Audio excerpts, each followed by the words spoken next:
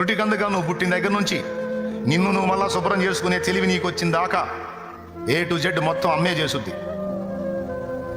చేసుద్ది. ఆ చేసే దినములలో ఒక్క దినములో ఒక్కసారి కూడా నిన్ను అసహించుకోదు. చీ దరిద్రుడు అనదు, చీ చండాదురాలు అనదు. నువ్వు ఎన్నిసార్లు ఒకటి చేసినా, ఎన్నిసార్లు రెండు చేసినా, ఎన్నిసార్లు నోటి వెంట ముక్కుల వెంట సాగర్లు విడుదల చేసినా తన పవిట చెంగుతో ప్రేమగా శుభ్రపరచుకుంటుంది అమ్మ. మళ్ళీ కొంచెం సేపు అయ్యాక ఆమెకి చెమట పోస్తే అదే పవిట చెంగు తీసుకొని తుడుచుకుంటుంది.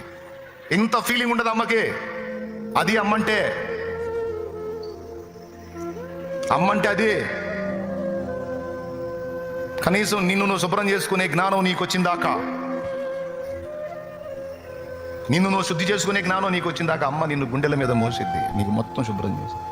అదే అమ్మ మంచాన పడితే, అదే అమ్మ నడవలేని స్థితికి వస్తే 4 రోజులు అమ్మకు చేయాలంటే నీ బతుకు బయటపడిద్ది. నీ బతుకు బయటపడి పెట్టుకొని తిరుగుతూ ఉంటావు నీ బతుకు.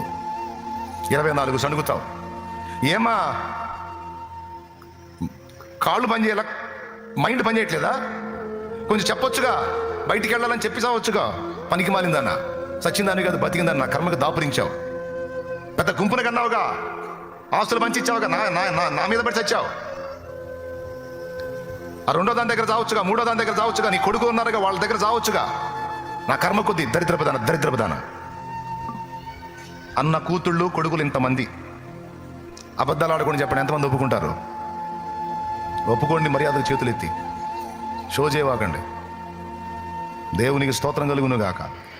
కానీ నిన్ను నువ్వు శుద్ధి చేసుకునే తెలివి నీకు వచ్చిందాకా సంవత్సరాలు చేసిందే అమ్మ. ఏనాడన్నా నిన్ను అసహించుకుందా?